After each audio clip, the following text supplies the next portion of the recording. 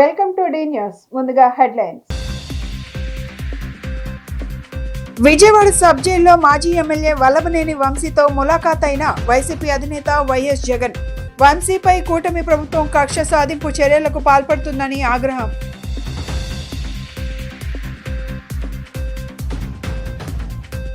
Swarnandhra స్వచ్ఛాంధ్రకు CM Chandrababu శ్రీకారం చుట్టారన్న Swachhandhra corporation chairman Pattabhiram. నెలకు ఒక థీమ్తో ముందుకు వెళ్లనున్నట్లు స్పష్టం.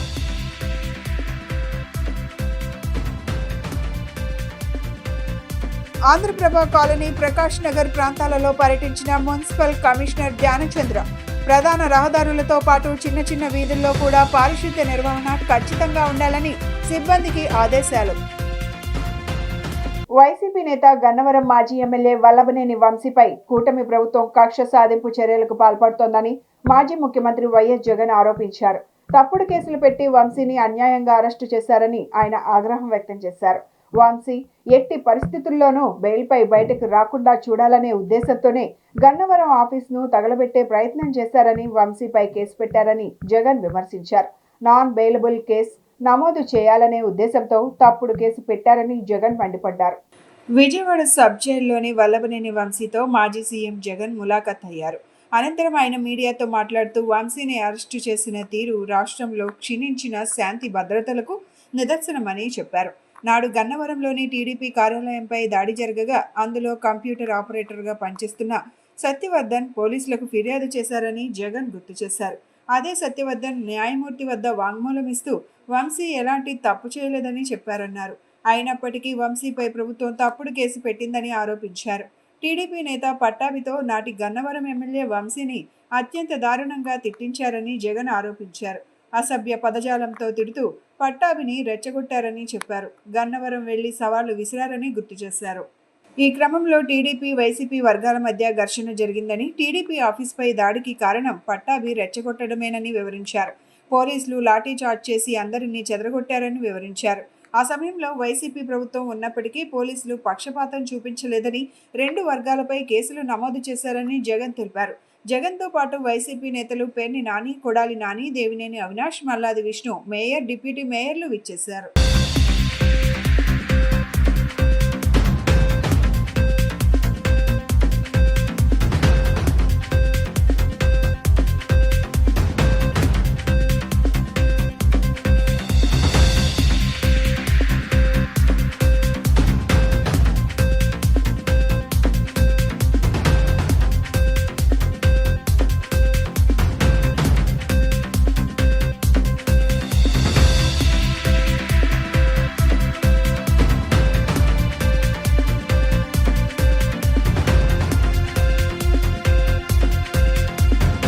వంశీ మీద పెట్టిన ఫాల్స్ కేసు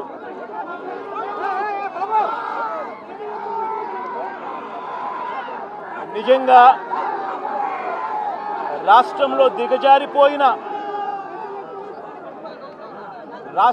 దిగజారిపోయిన లా అండ్ ఆర్డర్ను వంశీ అరెస్టు అద్దం పడుతుంది.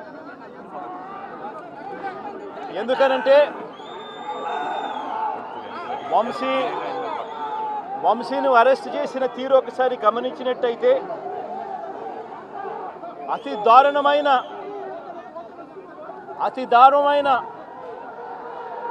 Law and order break down కనిపిస్తుంది. ఒకసారి గమనించినట్టయితే ఈ కేసులో గన్నవరం పార్టీ కార్యాలయంపై దాడి జరిగింది అని చెప్పి ఫిర్యాదు చేసిన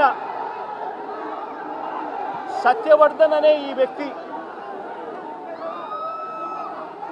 గన్నవరం తెలుగుదేశం పార్టీ ఆఫీసులో కంప్యూటర్ ఆపరేటర్గా పనిచేస్తూ ఉన్న సత్యవర్ధన్ అనే ఈ వ్యక్తి,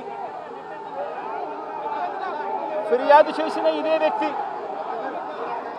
సాక్షాత్తు తానే జడ్జి గారి సమక్షంలో తానే జడ్జి గారు ఇచ్చిన సమన్లకు పోలీసుల ఆధ్వర్యంలో ఆ సమన్లు అందుకొని జడ్జి గారి దగ్గరికి వచ్చి జడ్జి గారితో తానిచ్చిన వాంగ్మూలాన్ని ఒకసారి గమనిస్తే ఆ వాంగ్మూలంలో ఆయన చెప్పిన మాటలు ఏమిటి,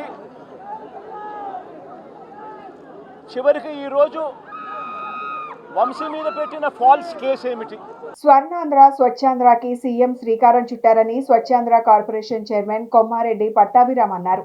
ఫిబ్రవరి నెల థీమ్ సోర్స్ రీసోర్స్ అనే థీమ్తో ముందుకు వెళ్లామని చెప్పారు. నెలకి ఒక థీమ్తో ముందుకు వెళ్తున్నట్లు వెల్లడించారు. ఆంధ్రప్రదేశ్ రాష్ట్రంలోని కూటమి ప్రభుత్వం స్వచ్ఛాంధ్ర కార్యక్రమాలు చేపట్టిన సంగతి తెలిసిందే. ఈ స్వచ్ఛాంధ్ర కార్యక్రమంలో భాగంగా నేడు నగరంలోని ఎక్సైజ్ కాలనీలో జరిగిన స్వచ్ఛాంధ్ర కార్యక్రమంలో స్వచ్ఛంద కార్పొరేషన్ చైర్మన్ కొమ్మారెడ్డి పట్టాభిరామ్ పాల్గొన్నారు. ఈ సందర్భంగా ఆయన మాట్లాడుతూ స్వర్ణాంధ్ర స్వచ్ఛాంధ్రకి సీఎం శ్రీకారం చుట్టారని అన్నారు. ఫిబ్రవరి నెల థీమ్ సోర్స్ రీసోర్స్ అనే థీమ్తో ముందుకు వెళ్లామని చెప్పారు. నెలకి ఒక థీమ్తో ముందుకు వెళ్తున్నట్లు వెల్లడించారు. గత నెల కంటే ఈ నెల మరింత ముందడుగు వేయటం జరిగిందన్నారు.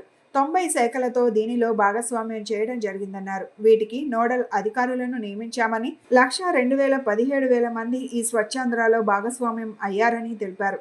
డిపార్ట్మెంట్ ఉద్యోగులు ఆయా డిపార్ట్మెంట్ అధికారులతో కలిసి పనిచేస్తారని, చంద్రబాబు ఆశయాలకు అందరూ అండగా నిలబడాలని పేర్కొన్నారు. రాష్ట్రంలో ఎక్కడ డంపింగ్ యార్డ్ కనిపించకుండా చేయాలని సీఎం ముఖ్య ఉద్దేశమని చెప్పారు. ప్రతి ఒక్క మున్సిపల్ కార్పొరేషన్లో వేస్ట్ మేనేజ్మెంట్ చేయడం అంటే ఏ రోజు వచ్చినా చెత్తను ఆ రోజే ప్రాసెస్ చేయడం జరుగుతుందన్నారు. పైలట్ ప్రాజెక్టుగా కందుకూరులో ప్రారంభించడం జరిగిందని, రానున్న రోజుల్లో రాష్ట్ర వ్యాప్తంగా ఇదే విధంగా ఏర్పాటు చేస్తామని చెప్పారు. ఇప్పుడు ఉన్న డంపింగ్ యార్డులు స్థానంలో పార్కులను ఏర్పాటు చేస్తామన్నారు. గౌరవ ముఖ్యమంత్రి చంద్రబాబు నాయుడు గారు స్వర్ణాంధ్ర స్వచ్ఛాంధ్ర అనే ఒక నినాదంతో ఏదైతే ఒక ఉద్యమానికి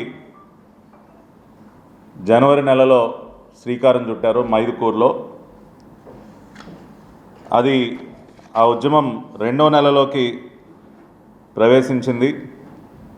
మరి ఫిబ్రవరి నెలలో మొన్న 15వ తేదీన కందుకూరులో రాష్ట్ర స్థాయి కార్యక్రమానికి, స్వర్ణాంధ్ర స్వచ్ఛాంధ్ర కార్యక్రమానికి గౌరవ ముఖ్యమంత్రి గారు ముఖ్య అతిథిగా విచ్చేయటం జరిగింది. అదేవిధంగా రాష్ట్ర వ్యాప్తంగా ఉన్నటువంటి ప్రతి జిల్లాలో, ప్రతి నియోజకవర్గంలో, ప్రతి మండలంలో కూడా ఈ కార్యక్రమం పెద్ద ఎత్తున జరుగుతూ ఉంది. ప్రతి నెల కూడా గత నెలతో పోల్చుకుంటే ఇంప్రూవ్మెంట్ కూడా కనపడుతూ ఉంది. ఇంకా ఎక్కువ మంది ఈ కార్యక్రమంలో భాగస్వాములు అవుతూ ఉన్నారు. అదేవిధంగా గతంలో ప్రకటించిన విధంగా ప్రతి నెల కూడా ఒక థీమ్ని ఎంచుకొని ఈ ఉద్యమాన్ని ముందుకు తీసుకెళ్తూ ఉన్నాం. మరి ఫిబ్రవరి నెలలో సోర్స్ రీసోర్స్ అనే థీమ్ ఆధారంగా చేసుకుని కార్యక్రమాలు చేపట్టడం జరిగింది. ఏదైతే సెగ్రిగేషన్ అంటే చెత్తని వేరు చేయటం ద్వారా దానిలోంచి వచ్చేటటువంటి అనేక రకాలైనటువంటి రీసైక్లబుల్స్ని మనం బయటికి తీసినట్లయితే సంపద సృష్టించుకునేటటువంటి అవకాశం కూడా ఉంటుంది అన్న ఒక థీమ్ని మేము ఫిబ్రవరి నెలలో తీసుకుని అనేక కార్యక్రమాలు చేపట్టాం. మెయిన్ రోడ్లలోనే కాకుండా చిన్న చిన్న వీధుల్లో కూడా పారిశుద్ధ్య నిర్వహణ ఖచ్చితంగా జరగాలని, ఎక్కడ వ్యర్థాలు ఉండరాదని విజయవాడ నగరపాలక సంస్థ కమిషనర్ ధ్యానచంద్ర అధికారులను ఆదేశించారు. ఇంటింటి వ్యర్థాల సేకరణ ఖచ్చితంగా జరగాలని, పుష్ కార్ట్లలో ఖచ్చితంగా 4 చెత్త బుట్టలను ఉంచాలని, తడి చెత్తను, పొడి చెత్తను విడివిడిగా సేకరించాలని అన్నారు. మంగళవారం ఉదయం తన పర్యటనలో భాగంగా Andhraprabha colony, Prakash Nagar, LBS Nagar, UDA colony, Karakatta road, Kandrika, Nuzvid road, Vambay colony తదితర ప్రాంతాలను పర్యటించి క్షేత్ర స్థాయిలో పారిశుద్ధ్య నిర్వహణ పరిశీలించారు. ఈ సందర్భంగా కమిషనర్ మాట్లాడుతూ రోడ్డుపై ఎటువంటి వ్యర్థాలు ఉండరాదని, ఇంటింటి వ్యర్థాల సేకరణ ఖచ్చితంగా జరగాలని, పుష్ కార్ట్లలో ఖచ్చితంగా 4 చెత్త బుట్టలను ఉంచాలని, తడి చెత్తను, పొడి చెత్తను విడివిడిగా సేకరించాలని, నిర్మాణ వ్యర్థాలను ఎప్పటికప్పుడు తీసివేయాలని అధికారులను ఆదేశించారు. Prakash Nagar, LBS Nagar, UDA colony పరిసర ప్రాంతాలన్నీ శానిటరీ ఇన్స్పెక్టర్ గోపీరాజు ద్విచక్ర వాహనంపై ఎక్కి పారిశుద్ధ్య నిర్వహణను క్షేత్రస్థాయిలో పరిశీలించారు.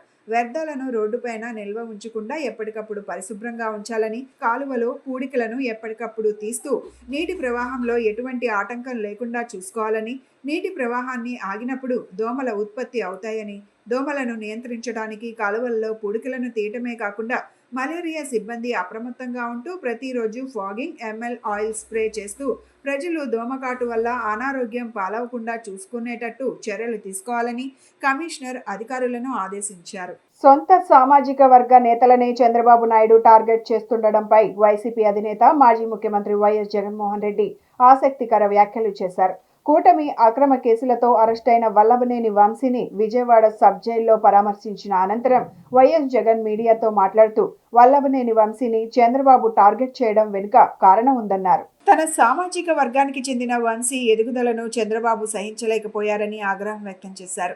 అందుకే తప్పుడు కేసులు పెట్టారని, ఆ సామాజిక వర్గంలో వాళ్లకు అనుకూలంగా ఉండాలని, లేకుంటే వెలివేస్తారని ఆరోపించారు. తనకన్నా లోకేష్ కన్నా గ్లామర్ ఉంటే చంద్రబాబు సహించలేరని, తమ సామాజిక వర్గంలో ఎవరైనా ఎదుగుతుంటే వాళ్ళిద్దరూ తట్టుకోలేరని చెప్పారు. తరువాత ఇదే పరిస్థితి దేవినేని అవినాష్కి కూడా వస్తుందన్నారు. ఎందుకంటే అవినాష్ నారా లోకేష్ కన్నా బాగుంటాడని, దానిని వారు సహించలేరని చెప్పారు.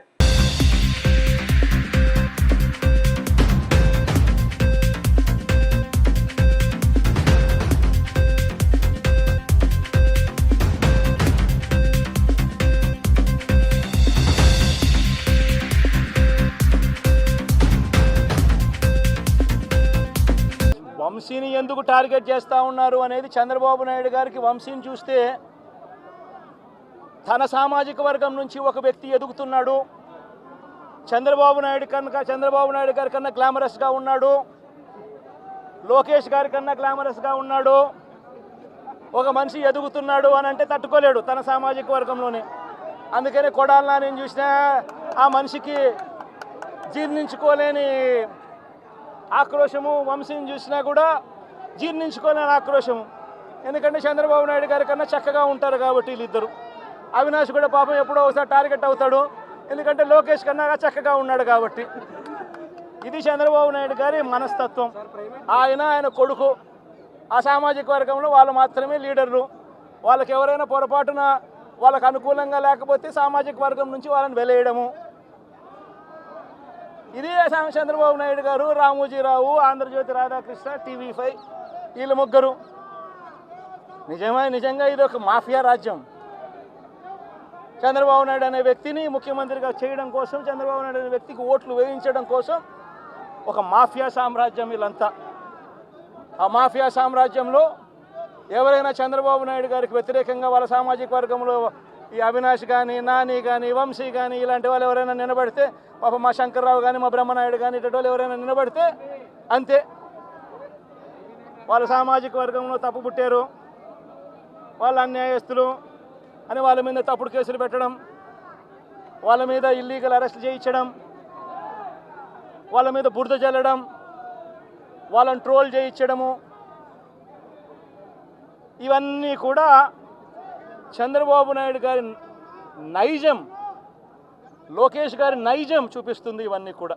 మంగళవారం మైలవరం సిపిఎం కార్యాలయంలో విలేకరుల సమావేశం నిర్వహించారు. ఈ సందర్భంగా సిపిఎం పార్టీ రాష్ట్ర కార్యదర్శి వర్గ సభ్యులు సిహెచ్ బాబురావు మాట్లాడుతూ కూటమి ప్రభుత్వం ప్రజలను, ప్రజా సమస్యలను మర్చి కార్పొరేట్లకు రెడ్ కార్పెట్ వేయటం, కాంట్రాక్టర్లకు బిల్లులు చేసి పెట్టే పనిలో ఉందని అన్నారు.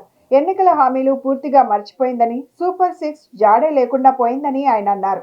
ప్రజలను పక్కదారి పట్టిస్తూ అప్పులకు వడ్డీలు కడుతున్నామంటూ కాంట్రాక్టర్లకు బిల్లులు చెల్లిస్తూ ప్రజలకు ఇవ్వాల్సిన సంక్షేమ పథకాలు ఇవ్వకుండా మోసం చేస్తుందని అన్నారు.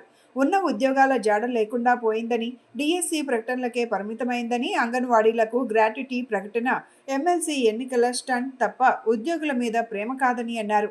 వాస్తవంగా అంగన్వాడీలు పోరాడి సాధించుకున్నదే కానీ ప్రభుత్వం ప్రేమ కాదని అన్నారు. అంగన్వాడీలు గత ప్రభుత్వంపై పోరాడి 11 డిమాండ్లు తక్షణమే పరిష్కరించాలని ప్రభుత్వాన్ని కోరారు.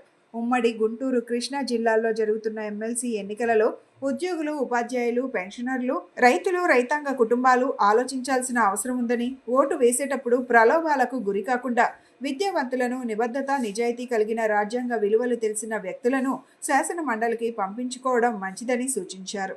రాష్ట్రంలో తెలుగుదేశం, జనసేన కూటమి ప్రభుత్వం ఎన్నికల్లో అనేక హామీలు ఇచ్చారు. పేదరిక నిర్మూలన అన్నారు, అలాగే P4 అనే నినాదం ఇచ్చారు. ఈరోజు పీపుల్ ఫస్ట్ అనే నినాదం ఇస్తున్నారు. ఇంటికొక ఉద్యోగమే కాదు, ఇంటికొక పారిశ్రామికవేత్తను కూడా తయారు చేస్తామని చెప్పారు. హామీలు మాటలు అయితే బాగున్నాయి, చేతలు మాత్రం దానికి పూర్తిగా విరుద్ధంగా ఉన్నాయి. సూపర్ 6తో సహా ఎన్నో హామీలు ఇచ్చారు. 8 నెలల కాలంలో హామీల అమలులో ప్రభుత్వం పూర్తిగా విఫలమైంది. హామీలను అమలు చేయకపోగా హామీలకు భిన్నంగా ఈ ప్రభుత్వం చర్యలు తీసుకుంటా ఉంది. ప్రత్యేకించి కార్మికులు, ఉద్యోగులు, ఉపాధ్యాయులు, ఇతర అసంఘటిత కార్మికులకు ఇచ్చిన ఏ హామీని ఈ కాలంలో అమలు చేయలేదు. అవుట్సోర్సింగ్ సిబ్బంది వివిధ ప్రభుత్వ శాఖల్లో, స్థానిక సంస్థల్లో పనిచేస్తున్నారు. వాళ్ళందరికీ కనీసం నెలకి 1వ తారీఖునో లేకపోతే క్రమం తప్పకుండా వేతనాలు ఇవ్వటం కోసం పెట్టిన ఆంధ్రప్రదేశ్ అవుట్సోర్సింగ్ కార్పొరేషన్ ఆప్కాస్ అనే సంస్థని రద్దు చేయాలని రాష్ట్ర ప్రభుత్వం నిర్ణయం తీసుకుంది. అంటే కార్మికుల వేతనాల్లో కూడా కాంట్రాక్టర్లను మళ్ళీ ప్రవేశపెట్టి కాంట్రాక్టర్ల దోపిడీకి అవకాశం కల్పించే ఒక కొత్త విధానాన్ని తీసుకొస్తా ఉంది. హామీలు అమలు చేసి అభివృద్ధి వైపు పురోగమనంలో కాకుండా తిరోగమనంలోకి ఈ తాత్కాలిక సిబ్బందిని భద్రత లేకుండా వేతనాలు కూడా అందనటువంటి పరిస్థితికి మళ్ళీ నెట్టడానికి ఈ ప్రభుత్వం ప్రయత్నం చేస్తోంది. నగరపాలక సంస్థలో పనిచేస్తున్న అవుట్సోర్సింగ్, పారిశుద్ధ్య, ఇంజనీరింగ్ కార్మికులను నేరుగా కార్పొరేషన్ ద్వారానే విధులు నిర్వర్తించేలా చూడాలని ఏఐటియుసి మున్సిపల్ వర్కర్స్ యూనియన్ నగర ప్రధాన కార్యదర్శి బుడ్డే రాజా డిమాండ్ చేశారు. నగరంలోని దాసరి భవన్లో ఏర్పాటు చేసిన విలేకరుల సమావేశంలో ఆయన మాట్లాడారు. కార్మిక సంఘాల నాయకులు మాట్లాడుతూ ప్రభుత్వాలు మారినా ప్రతిసారి పారిశుద్ధ్య కార్మికులు ఇబ్బందులు ఎదుర్కొంటున్నారని ఆవేదన వ్యక్తం చేశారు. డ్వాక్రా సంఘాలు ఆప్కాస్ ప్రస్తుతం కాంట్రాక్ట్ పద్ధతి పేరుతో పారిశుద్ధ్య కార్మికులను ఇబ్బందులకు గురిచేస్తున్నారని రాజా అన్నారు. ఆప్కాస్ రద్దు, కాంట్రాక్ట్ పద్ధతిలో కార్మికుల నిర్వహణ, జీతాల తగ్గింపు తదితర ఊహాగానాలకు తెరదించే విధంగా ప్రభుత్వం నోరు మెదపాలని ఆయన డిమాండ్ చేశారు. తమ న్యాయమైన సమస్యల పరిష్కారం కోసం దశల వారీగా ఆందోళన చేపడుతున్నామని హెచ్చరించారు. నగరపాలక సంస్థలో పనిచేస్తున్న అవుట్సోర్సింగ్, పారిశుద్ధ్య, ఇంజనీరింగ్ కార్మికుల నిర్వహణ బాధ్యతను కార్పొరేషన్ వారి నిర్వహించి వారి భద్రతను, పని భద్రతను కల్పిస్తూ అలాగే జీతభత్యాలు కూడా చెల్లించే విధంగా వారు చర్య తీసుకోవాలని చెప్పి ప్రభుత్వమే చేయాలని, అవుట్సోర్సెస్లో కాంట్రాక్ట్ వర్కర్స్గా పనిచేస్తున్న కార్మికుల్ని బేషరతుగా వారిని పర్మనెంట్ చేయాలని, అలాగే పర్మనెంట్ చేస్తున్న ఉద్యోగస్తుల పదవీ విరమణ ప్లేస్లో వారి కుటుంబ సభ్యులకి ఉద్యోగ అవకాశాలు కల్పించడం ద్వారాగా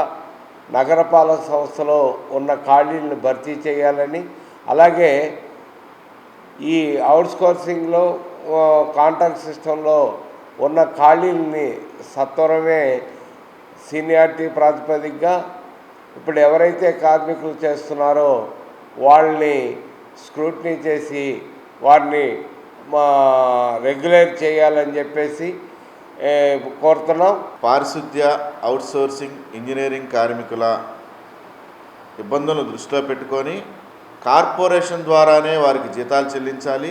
థర్డ్ పార్టీని తీసుకురాకుండా డైరెక్ట్గా కార్పొరేషన్ ద్వారానే వారి బాధ్యత, వారికి సంబంధించిన సౌకర్యాలు అన్నీ కూడా కార్పొరేషన్ ద్వారానే కల్పించాలని ఏఐటీసీగా విజయవాడ మున్సిపల్ వర్కర్స్ యూనియన్గా డిమాండ్ చేస్తూ ఉన్నాం. రాష్ట్ర వ్యాప్తంగా కూడా మరి ఉన్నటువంటి పారిశుద్ధ్య కార్మికులు కానీ అన్ని ఇంజనీరింగ్, అవుట్సోర్సింగ్ కార్మికులను కూడా ఇదే పద్ధతిలో తీసుకోవాలని మా AITC AP municipal workers union రాష్ట్ర పిలుపులో భాగంగా దశల వారీగా ఆందోళన కార్యక్రమాలకి పిలుపునివ్వటం జరిగింది. దానిలో భాగంగా నిన్న కమిషనర్ గారికి కలిసి మరి వినతిపత్రం సమర్పించాము. మరి రానున్న కాలంలో లోకల్ ఎమ్మెల్యేలకి అలాగే రౌండ్ టేబుల్ సమావేశాలు, అలాగే చలో విజయవాడ, అలాగే మరి మస్తర్ల వద్ద నిరసన కార్యక్రమాలు, ఇలాగా మరి కార్యక్రమాల నిర్వహణకి రాష్ట్ర సమితి పిలుపునిచ్చింది. మతోన్మాద శక్తులు ప్రబలుతున్న నేపథ్యంలో దేశంలోని అన్ని కమ్యూనిస్ట్ పార్టీలు ఏకం కావాల్సిన ఆవశ్యకత ఉందని ఏపీడీయూఆర్ జాతీయ అధ్యక్షుడు చిగురుపాటి భాస్కర్రావు స్పష్టం చేశారు. రాష్ట్రంలోని కమ్యూనిస్టులను ఆహ్వానిస్తూ ఈ నెల 23న సదస్సు నిర్వహిస్తున్నట్లు వెల్లడించారు.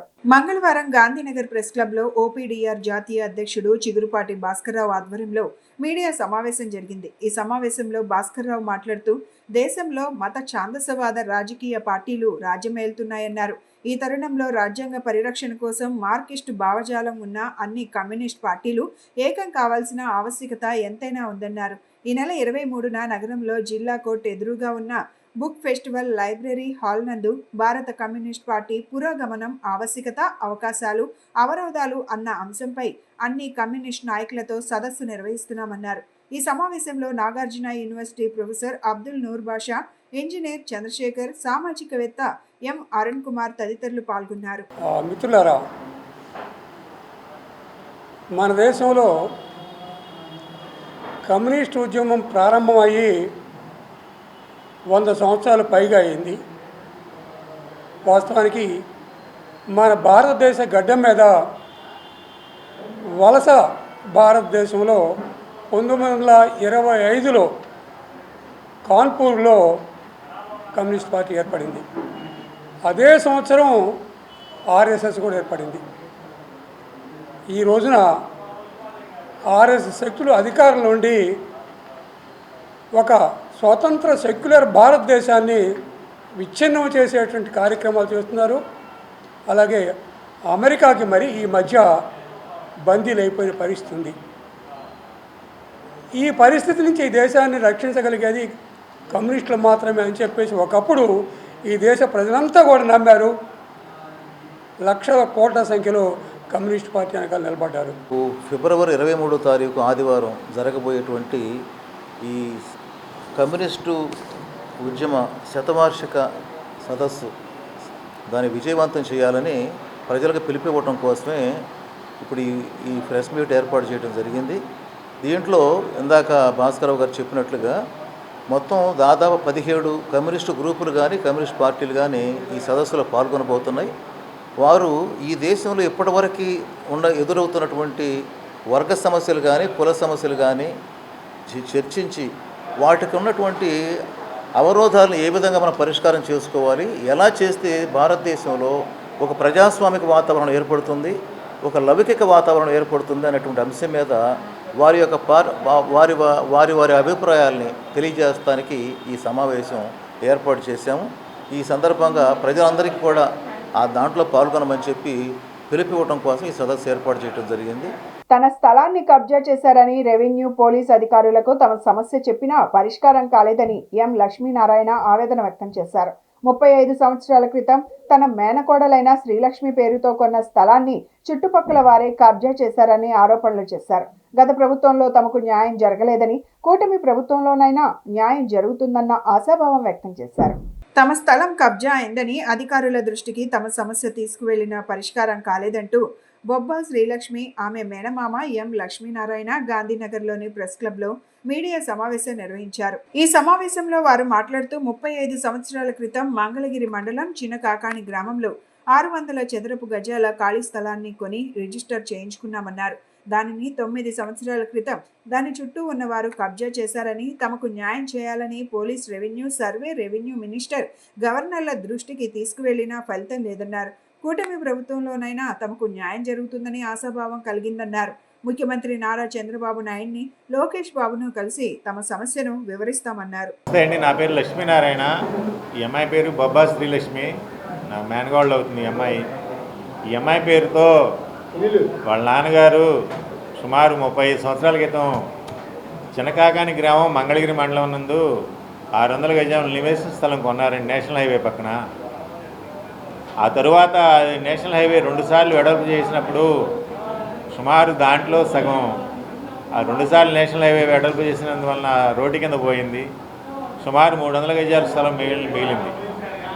దానిని ఒక 7-8 సంవత్సరాల క్రితం దాని చుట్టూ ఉన్నవాళ్ళు ఇక్కడ ఈ రాజధాని అనే భూములు విలువ పెరగడం, దాని చుట్టూ ఉన్న ముగ్గురు స్థలం కబ్జా చేయడం జరిగింది. మేము ఆ విషయం తెలుసుకుని అవన్నీ సరిహద్దు రాళ్ళు అవన్నీ పీకేసి దాన్ని కబ్జా చేసి చిన్న చిన్న కాంపౌండ్ వాల్స్ కట్టారు వాళ్ళు. ఆ విషయం మాకు తెలిసి మేము police department, survey, revenue minister గారి దగ్గరికి, గుంటూరు జిల్లా కలెక్టర్ గారి దగ్గరికి, డీజీపీ గారి దగ్గరికి వెళ్ళి ఈ సుమారు గత ప్రభుత్వ హయాంలో అంతకుముందు జరిగిన దాంట్లో 7-8 సంవత్సరాల నుంచి తిరగటం జరిగింది. ఇవన్నీ తిరిగినందుకు ఆధారాలు ఈ పేపర్లన్నీ దాని తాలూకు ఆధారాలు అన్నమాట. ఇవంతా మేము ఎవరెవరి దగ్గరికి వెళ్ళామో, ఏం ప్రయత్నం చేశామో అనేదానికి ఇవన్నీ ఆధారాలు. ఇప్పుడు ఈ మధ్య ప్రభుత్వం మారింది. గౌరవ ముఖ్యమంత్రి గారు ఇలాంటి భూ కబ్జాదారుల మీద చాలా సీరియస్గా చర్య తీసుకుంటామని పేపర్లో ప్రకటన చేశారు.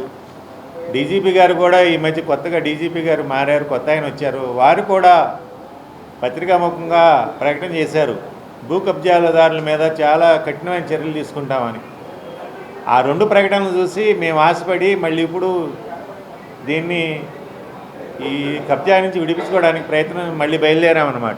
విజయవాడ నగరపాలక సంస్థ కమిషనర్ ధ్యానచంద్ర ఆదేశాల మేరకు సింగిల్ యూజ్ ప్లాస్టిక్ నిషేధంపై ప్రజలకు అవగాహన కల్పిస్తున్న కార్యక్రమంలో భాగంగా వ్యర్థాలు ఎక్కువగా వచ్చే ప్రదేశాలైన Rythu Bazar, market, hospitals, hotels మేనేజర్లతో మంగళవారం నగరపాలక సంస్థ ప్రధాన కార్యాలయంలో గల నూతన భవనంలో మీటింగ్ హాల్లో సమావేశం నిర్వహించారు. ఈ సందర్భంగా in charge chief medical health officer మాట్లాడుతూ, ఒకసారి వాడి పడేసే ప్లాస్టిక్ వ్యర్థాలతో పర్యావరణానికి హాని కలుగుతుందని, అవి భూమిలో కలిసిపోవడానికి 200 సంవత్సరాలకు పైగా సమయం పడుతుందని, పర్యావరణ హితమైన వస్తువులనే వాడాలని, మార్కెట్ ప్రదేశాలలో, రైతు బజార్లలో, హాస్పిటల్లో ఎక్కడా సింగిల్ యూజ్ ప్లాస్టిక్ను నిషేధించాలని, దానికి బదులుగా పర్యావరణ హితమైన వస్తువులను వాడేందుకు ప్రజలను చైతన్యపరచాలని, ఈ నెలాఖరులోగా ప్రజలందరికీ వాటి గురించి అవగాహన కల్పించాలని తెలిపారు. మార్చి 1, 2025 నుండి సింగిల్ యూజ్ ప్లాస్టిక్ నిషేధంపై ప్రత్యేక రైడ్లు నిర్వహిస్తారని, ఎవరైనా సింగిల్ యూజ్ ప్లాస్టిక్ని వాడినచో, అమ్మినచో వారిపై చట్టపరమైన చర్యలు తీసుకొని భారీ జరిమానా విధిస్తారని, అమ్మేవారి ట్రేడ్ లైసెన్స్లు క్యాన్సిల్ చేస్తారని తెలిపారు. మాజీ ముఖ్యమంత్రి వైఎస్ జగన్మోహన్ రెడ్డి వంశీతో ములాఖాత్ కానున్న నేపథ్యంలో పోలీసులు భారీ కేడ్లు పెట్టారు. అయితే మద్యం మత్తులో ఓ వ్యక్తి రాయితో తలపై కొట్టుకున్నాడు. గేట్లు తెరవాలని హల్చల్ చేశాడు. దీంతో మందుబాబును పోలీసులు అదుపులోకి తీసుకున్నారు. జగన్ను చూసేందుకు వైసీపీ కార్యకర్తలు భారీగా అక్కడికి చేరుకున్నారు.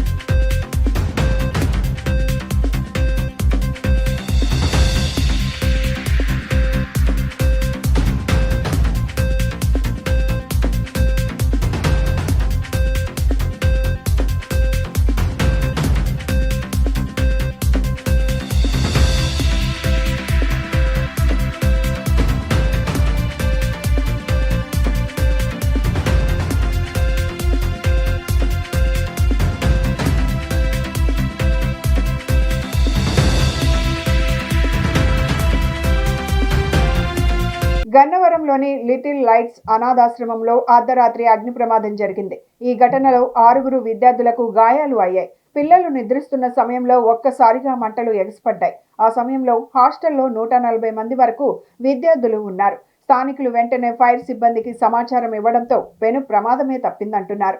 షార్ట్ సర్క్యూట్ వల్లే ప్రమాదం జరిగిందంటున్నారు.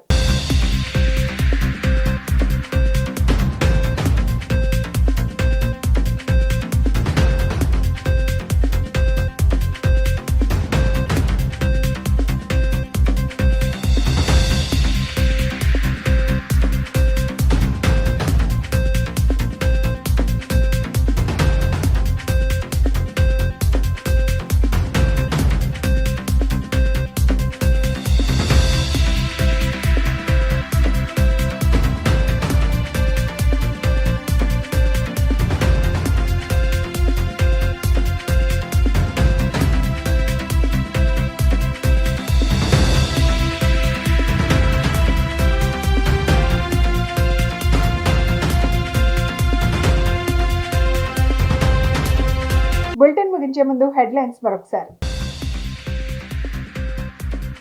విజయవాడ సబ్ జైల్లో మాజీ ఎమ్మెల్యే వల్లభనేని వంశీతో ములాఖాత్ అయిన వైసీపీ అధినేత వైఎస్ జగన్. వంశీపై కూటమి ప్రభుత్వం కక్ష సాధింపు చర్యలకు పాల్పడుతుందని ఆగ్రహం.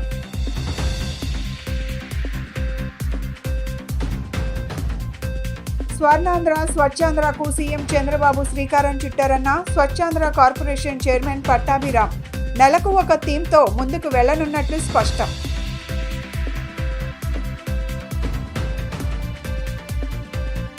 ఆంధ్రప్రభ కాలనీ ప్రకాష్ నగర్ ప్రాంతాలలో పర్యటించిన మున్సిపల్ కమిషనర్ ధ్యానచంద్ర. ప్రధాన రహదారులతో పాటు చిన్న చిన్న వీధుల్లో కూడా పారిశుద్ధ్య నిర్వహణ ఖచ్చితంగా ఉండాలని సిబ్బందికి ఆదేశాలు. ఇవి ఈనాటి bulletin updates. Keep watching the news.